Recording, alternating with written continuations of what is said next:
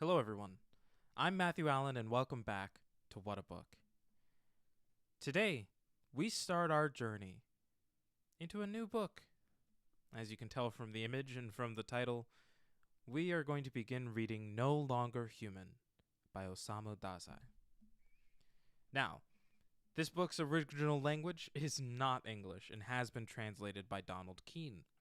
As such, because there are things that will be unknown to us Westerners, I will be reading the translator's introduction, and that is where we will begin our tale for No Longer Human.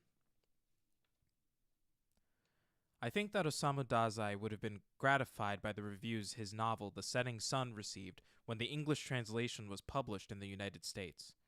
Even though some of the critics were distressed by the picture the book drew of contemporary Japan, they one and all discussed it in the terms reserved for works of importance. There was no trace of the condescension often bestowed on writings emanating from remote parts of the world, and for once nobody thought to use the damning adjective exquisite about an unquestionably Japanese product. It was judged among its peers, the moving and beautiful books of the present generation. One aspect of The Setting Sun puzzled many readers, however, and may puzzle others in Dazai's second novel, No Longer Human: the role of Western culture in Japanese life today. Like Yozo, the chief figure of No Longer Human, Dazai grew up in a small town in the remote north of Japan, and we might have expected his novels to be marked by the simplicity, love of nature, and purity of sentiments of the inhabitants of such a place.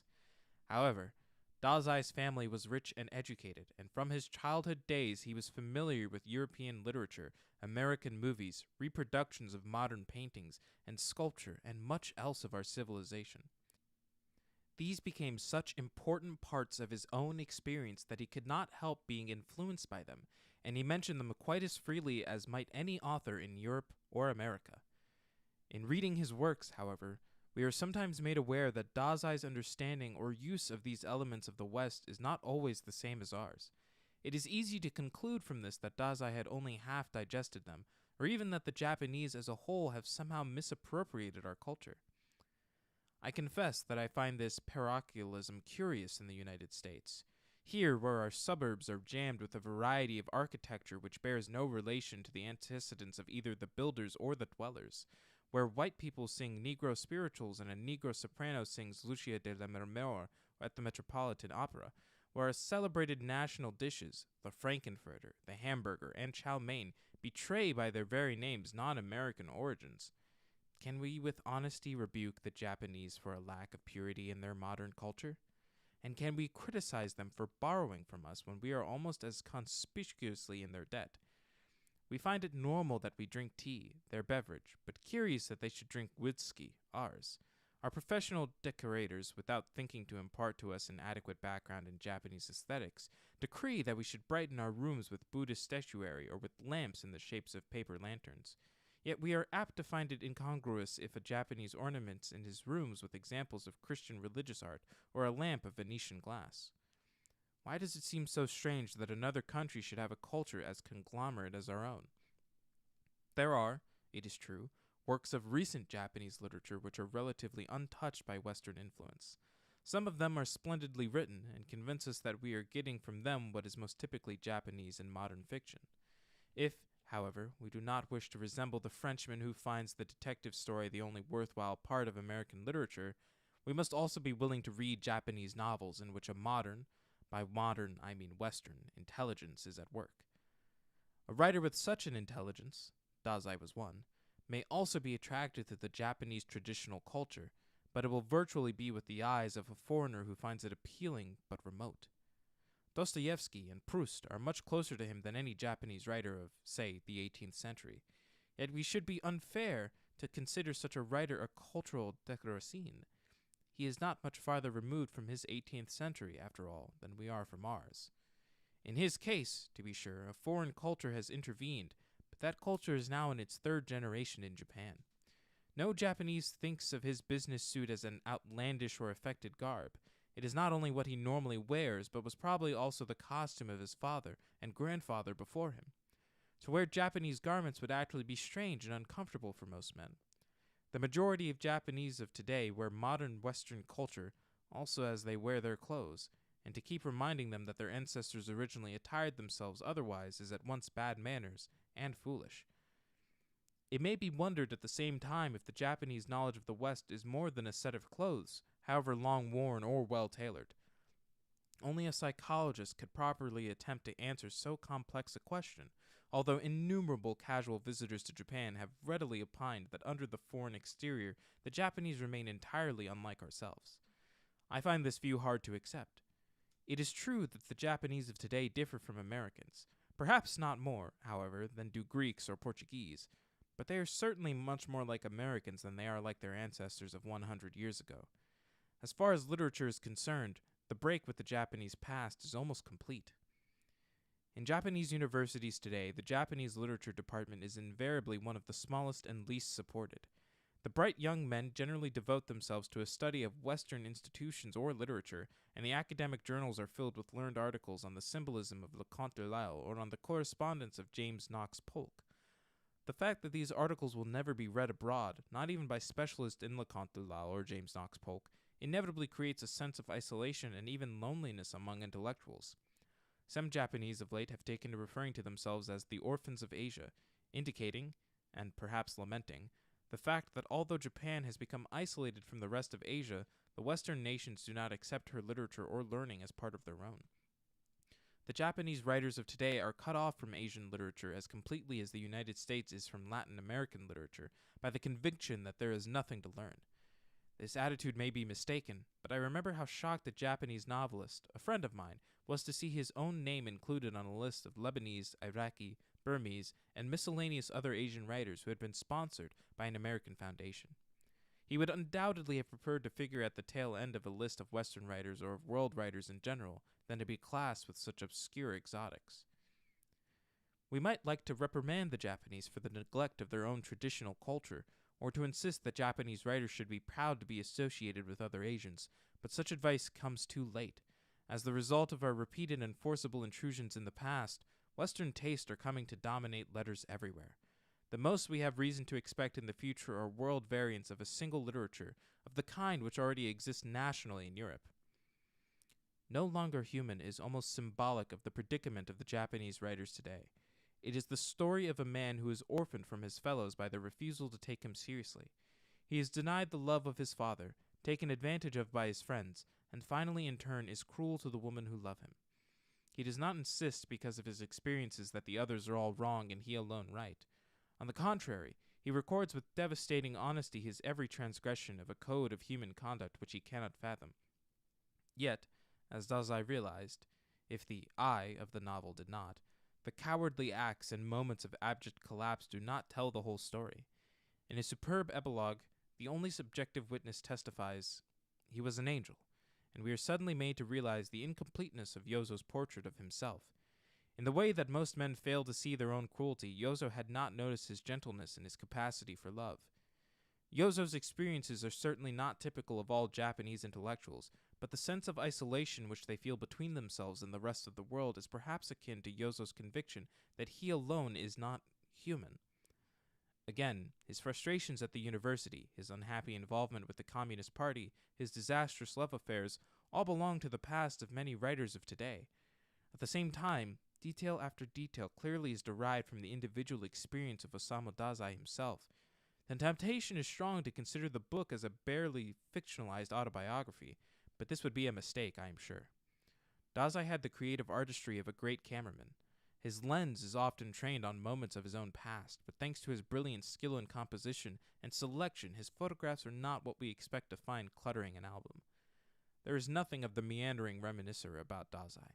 With him, all is sharp, brief, and evocative.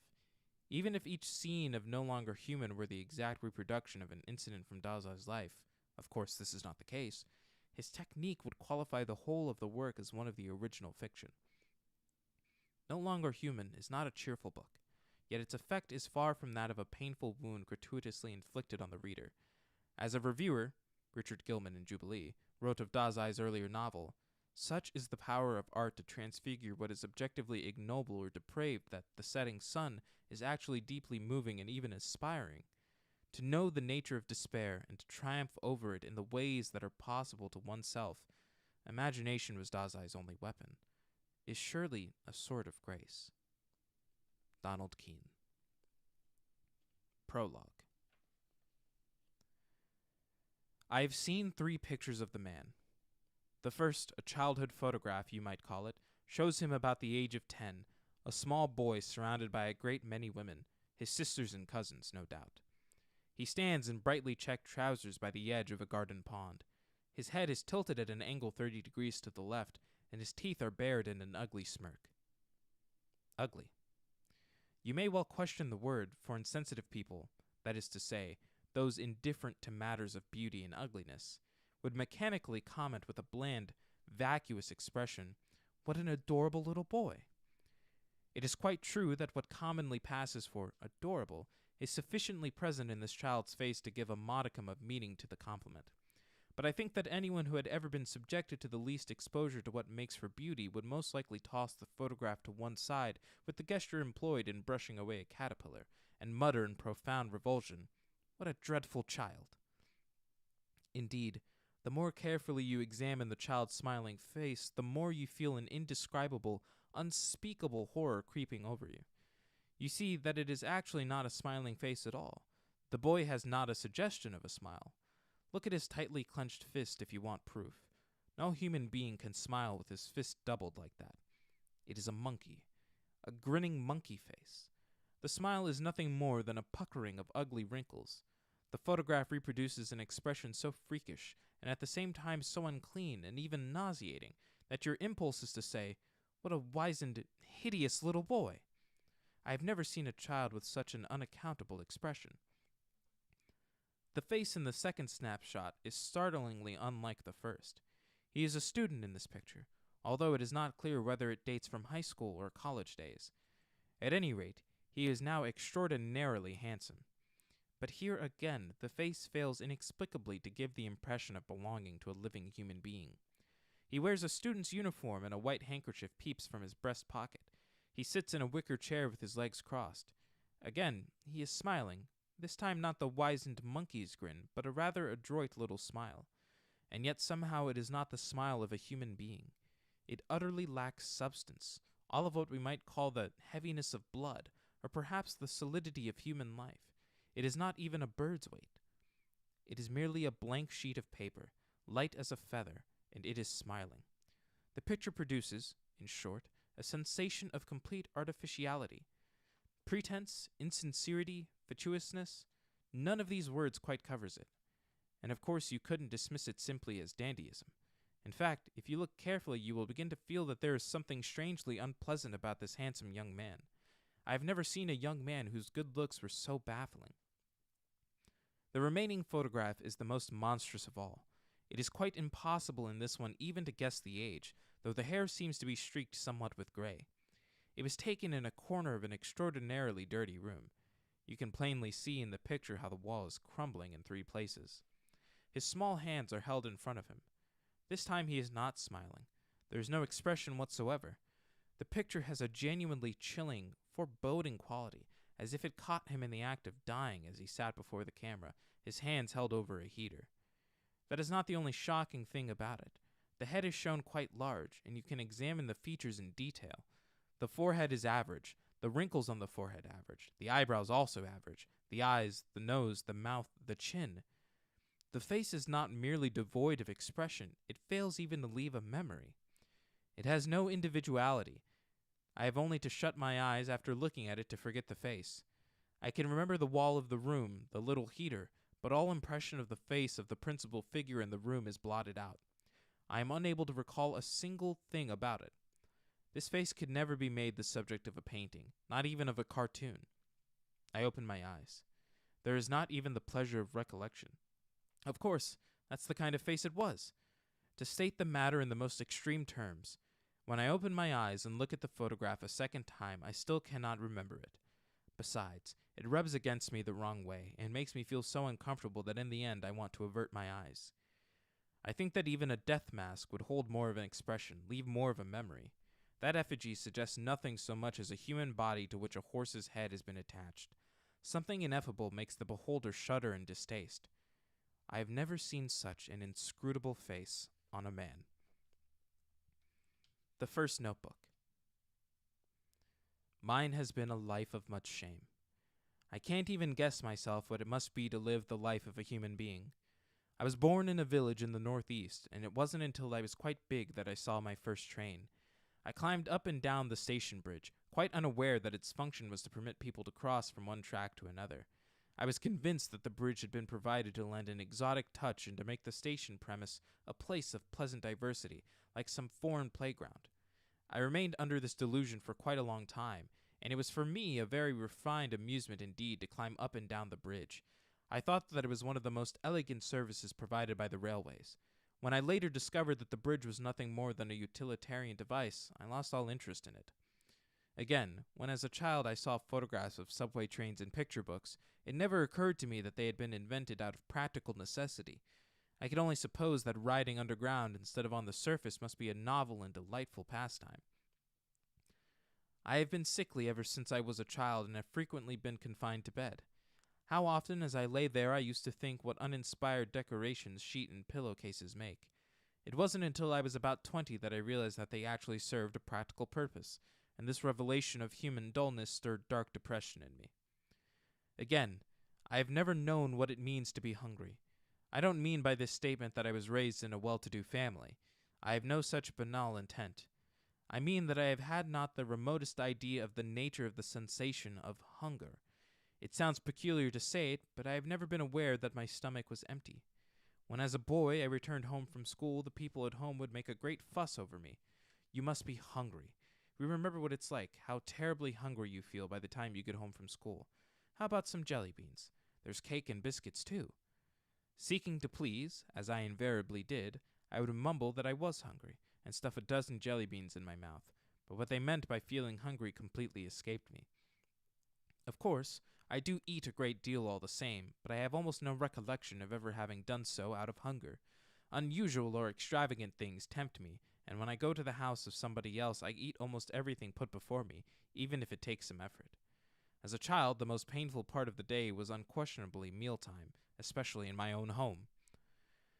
At my house in the country, the whole family, we were about 10 in number, ate together, lined up in 2 facing rows at table. Being the youngest child, I naturally sat at the end. The dining room was dark, and the sight of the 10 or more members of the household eating their lunch, or whatever the meal was, in gloomy silence was enough to send chills through me. Besides, this was an old-fashioned country household where the food was more or less prescribed, and it was useless even to hope for unusual or extravagant dishes. I dreaded mealtime more each day. I would sit there at the end of the table in the dimly lit room and, trembling all over as with the cold, I would lift a few morsels of food to my mouth and push them in. Why must human beings eat 3 meals every single day? What extraordinarily solemn faces they all make as they eat! It seems to be some kind of ritual. 3 times every day at the regulated hour the family gathers in this gloomy room. The places are all laid out in the proper order and, regardless of whether we're hungry or not, we munch our food in silence with lowered eyes. Who knows? It may be an act of prayer to propitiate whatever spirits may be lurking around the house. At times I went so far as to think in such terms. Eat or die, the saying goes, but to my ears it sounded like just one more unpleasant threat. Nevertheless, this superstition, I could only think of it as such, always aroused doubt and fear in me. Nothing was so hard for me to understand, so baffling, and at the same time so filled with menacing overtones as the commonplace remark, "Human beings work to earn their bread, for if they don't eat, they die." In other words, you might say that I still have no understanding of what makes human beings tick. My apprehension on discovering that my concept of happiness seemed to be completely at variance with that of everyone else was so great as to make me toss sleeplessly and groan night after night in my bed. It drove me indeed to the brink of lunacy. I wonder if I have actually been happy. People have told me, really more times than I can remember, ever since I was a small boy, how lucky I was, but I have always felt as if I were suffering in hell. It has seemed to me, in fact, that those who called me lucky were incomparably more fortunate than I. I have sometimes thought that I have been burdened with a pack of 10 misfortunes, any one of which, if borne by my neighbor, would be enough to make a murderer of him. I simply don't understand. I have not the remotest clue what the nature or extent of my neighbor's woes can be. Practical troubles, griefs that can be assuaged if only there is enough to eat, These may be the most intense of all burning hells, horrible enough to blast to smithereens my 10 misfortunes, but that is precisely what I don't understand. If my neighbors manage to survive without killing themselves, without going mad, maintaining an interest in political parties, not yielding to despair, resolutely pursuing the fight for existence, can their griefs really be genuine? Am I wrong in thinking that these people have become such complete egoists and are so convinced of the normality of their way of life that they have never once doubted themselves? If that is the case, their suffering should be easy to bear. They are the common lot of human beings and perhaps the best one can hope for. I don't know. If you've slept soundly at night, the morning is exhilarating, I suppose. What kind of dreams do they have? What do they think about when they walk along the street? Money? Hardly. It couldn't only be that. I seem to have heard the theory advanced that human beings live in order to eat, but I've never heard anyone say that they lived in order to make money. No. And yet, in some instances, no. I don't even know that. The more I think of it, the less I understand. All I feel are the assaults of apprehension and terror at the thought that I am the only one who is entirely unlike the rest. It is almost impossible for me to converse with other people. What should I talk about? How should I say it? I don't know. This was how I happened to invent my clowning. It was the last quest for love I was to direct at human beings. Although I had a mortal dread of human beings, I seemed quite unable to renounce their society. I managed to maintain on the surface a smile which never deserted my lips. This was the accommodation I offered to others, a most precarious achievement performed by me only at the cost of excruciating efforts within. As a child, I had absolutely no notion of what others, even members of my own family, might be suffering or what they were thinking. I was aware only of my own unspeakable fears and embarrassments. Before anyone realized it, I had become an accomplished clown, a child who never spoke a single truthful word. I have noticed that in photographs of me taken about the time together with my family, the others all have serious faces. Only mine is invariably contorted into a peculiar smile. This was one more variety of my childish, pathetic antics. Again, I never once answered back anything said to me by my family. The least word of reproof struck me with the force of a thunderbolt and drove me almost out of my head. Answer back! Far from it, I felt convinced that their reprimands were without doubt voices of human truth speaking to me from eternity's past. I was obsessed with the idea that since I lacked the strength to act in accordance with this truth, I might already have been disqualified from living among human beings. This belief made me incapable of arguments or self-justifications. Whenever anyone criticized me, I felt certain that I had been living under the most dreadful misapprehension. I always accepted the attack in silence, though inwardly so terrified as almost to be out of my mind. It is true, I suppose, that nobody finds it exactly pleasant to be criticized or shouted at, but I see in the face of the human being raging at me a wild animal in its true colors, one more horrible than any lion, crocodile, or dragon.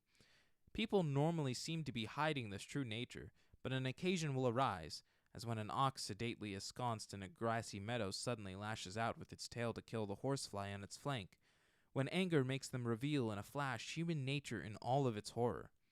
Seeing this happen has always induced in me a fear great enough to make my hair stand on end, and at the thought that this nature might be one of the prerequisites for survival as a human being, I have come close to despairing of myself. I have always shook with fright before human beings. Unable as I was to feel the least particle of confidence in my ability to speak and act like a human being, I kept my solitary agonies locked in my breast.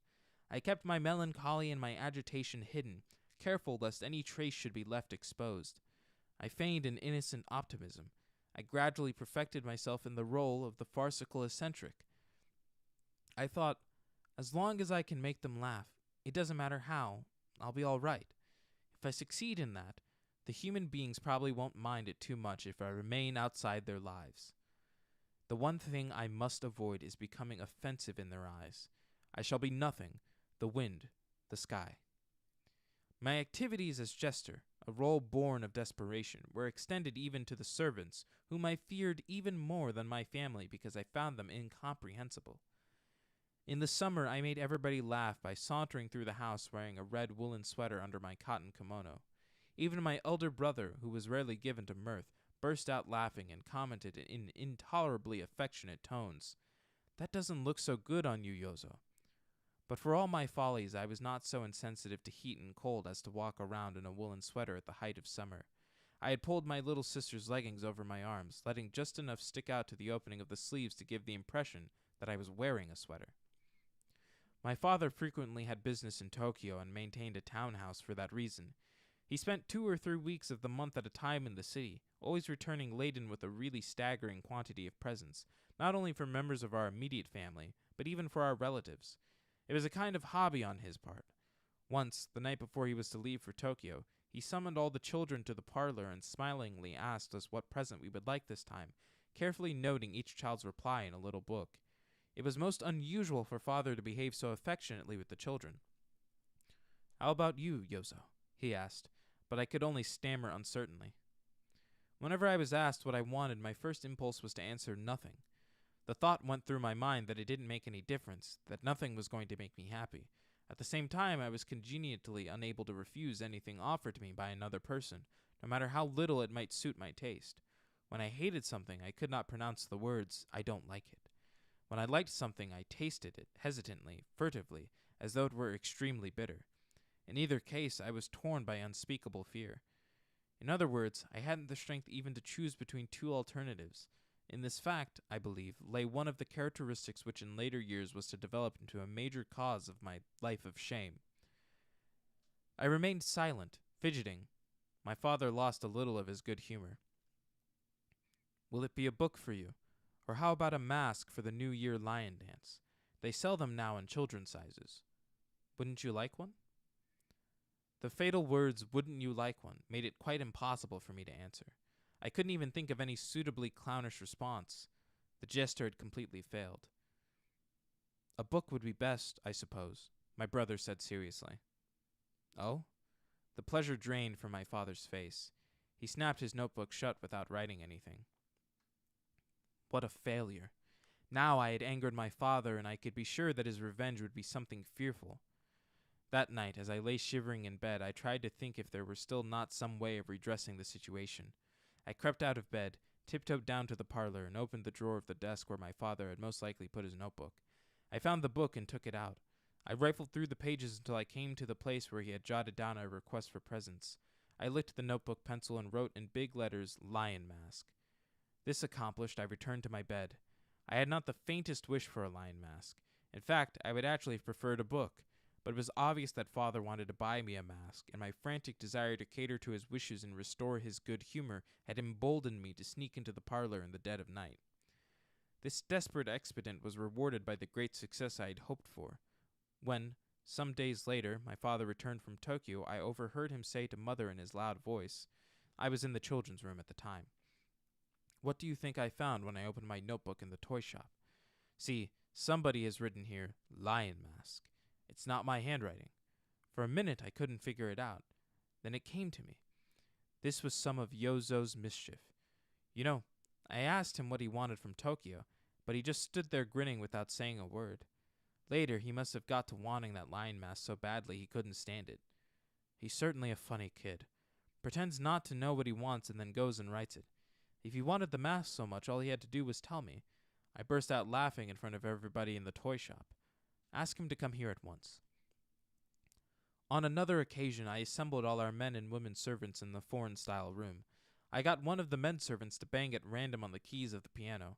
Our house was well equipped with most amenities, even though we were in the country. And I made everyone roar with laughter by cavorting in a wild Indian dance to his hit-and-miss tune. My brother took a flashbulb photograph of me performing my dance.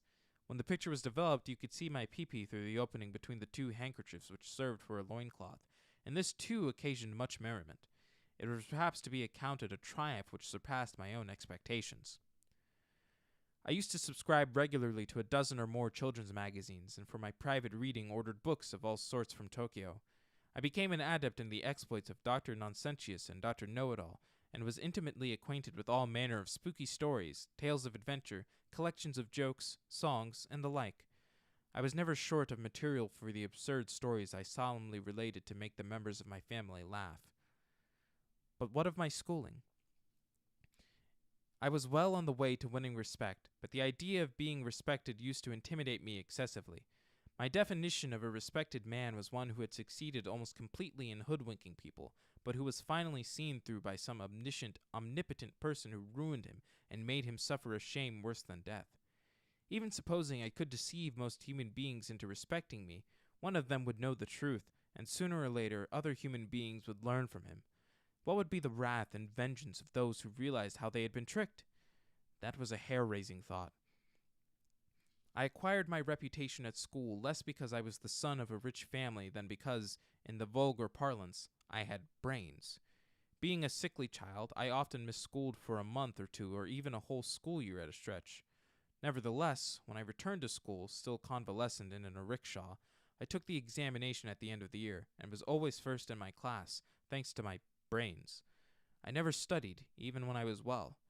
During recitation time at school, I would draw cartoons, and in the recess periods I made the other children in the class laugh with the explanations to my drawings. In the composition class, I wrote nothing but funny stories. My teacher admonished me, but that didn't make me stop, for I knew that he secretly enjoyed my stories. One day I submitted a story written in a particularly doleful style, recounting how when I was taken by my mother on the train to Tokyo, I had made water in a spittoon in the corridor. But at the time, I had not been ignorant that it was a spittoon. I deliberately made my blunder, pretending a childish innocence. I was so sure that the teacher would laugh that I stealthily followed him to the staff room. As soon as he left the classroom, the teacher pulled out my composition from the stack written up by my classmates. He began to read as he walked down the hall, and was soon snickering. He went into the staff room, and a minute or so later, was it when he finished it? He burst into loud guffaws, his face scarlet with laughter. I watched him press my paper on the other teachers. I felt very pleased with myself. A mischievous little imp. I had succeeded in appearing mischievous. I had succeeded in escaping from being respected. My report cards were all A's except for deportment, where it was never better than a C or a D. This, too, was a source of great amusement to my family. My true nature, however, was one diametrically opposed to the role of a mischievous imp. Already by that time I had been taught a lamentable thing by the maids and manservants. I was being corrupted. I now think that to perpetrate such a thing on a small child is the ugliest, vilest, cruelest crime a human being can commit. But I endured it. I even felt as if it enabled me to see one more particular aspect of human beings. I smiled in my weakness. If I had formed the habit of telling the truth, I might perhaps have been able to confide unabashedly to my father or mother about the crime, but I could not fully understand even my own parents. To appeal for help to any human being, I could expect nothing from that expedient. Supposing I complained to my father or my mother, or to the police, the government, I wondered if in the end I would not be argued into silence by someone in good graces with the world, by the excuses of which the world approved. It is only too obvious that favoritism inevitably exists. It would have been useless to complain to human beings. So I said nothing of the truth. I felt I had no choice but to endure whatever came my way and go on playing the clown. Some perhaps will deride me. What do you mean by not having faith in human beings? When did you become a Christian anyway? I fail to see, however, that a distrust for human beings should necessarily lead directly to religion. Is it not true, rather, that human beings, including those who may now be deriding me, are living in mutual distrust, giving not a thought to God or anything else? There was something that happened when I was a small boy. A celebrated figure of the political party to which my father belonged had come to deliver a speech in our town, and I had been taken by the servants to the theater to hear him. The house was packed. Everybody in town who was especially friendly to my father was present and enthusiastically applauding. When the speech was over, the audience filtered out in threes and fives into the night. As they set out for home on the snow-covered roads, they were scathingly commenting on the meeting. I could distinguish among the voices those of my father's closest friends complaining in tones almost of anger about how inept my father's opening remarks had been, and how difficult it was to make head or tail out of the great man's address. Then these men stopped by my house, went into our parlor, and told my father with expressions of genuine delight on their faces what a great success the meeting had been. Even the servants, when asked by my mother about the meeting, answered as if it was their spontaneous thought that it had been really interesting. These were the self-same servants who had been bitterly complaining on the way home that political meetings are the most boring thing in the world. This, however, is only a minor example. I am convinced that human life is filled with many pure happy, serene examples of insincerity, truly splendid of their kind, of people deceiving one another without, strangely enough, any wounds being inflicted, of people who seem unaware even though that they are deceiving one another. But I have no special interest in instances of mutual deception. I myself spent the whole day long deceiving human beings with my clowning. I have not been able to work up much concern over the morality prescribed in textbooks of ethics under such names as righteousness. I find it difficult to understand the kind of human being who lives, or who is sure he can live, purely, happily, serenely, while engaged in a deceit. Human beings never did teach me that abstruse secret. If I had only known that one thing, I should never have had to dread human beings so, nor should I have opposed myself to human life, nor tasted such torments of hell every night. In short, I believe that the reason why I did not tell anyone about that loathsome crime perpetrated on me by the servants was not because of distrust for human beings, nor, of course, because of Christian learnings, but because the human beings around me had rigorously sealed me off from the world of trust or distrust. Even my parents at times displayed attitudes which were hard for me to understand.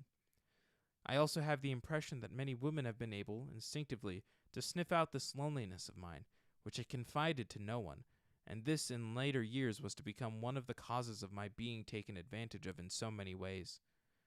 Woman found in me a man who could keep a love secret. And that is where we will leave off for today. I know, a shorter little chunk, but I think it's best to separate these 3 notebooks that are written.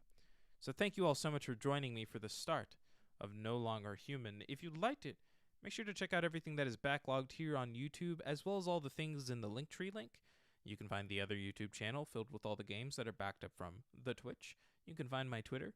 You can also find the secret special 3rd thing, where I make additional book, game, and movie commentary content.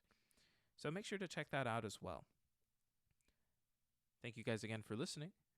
I will see you all next week for our return to the wizarding world of Harry Potter. That's right. We will be alternating back and forth between No Longer Human and Harry Potter and the Prisoner of Azkaban. So I'm very excited to get that back to you guys next week. I hope my voices are still primed and ready to go, because it's been quite a while since I've had to do Harry, Ron, or Hermione. Not even mentioning the cajillions of other voices that will come about in that book, I'm certain. So, make sure to tune in for that next week. And once again, I've been Matthew Allen. This has been What a Book, and I will see you all for Prisoner of Azkaban next week.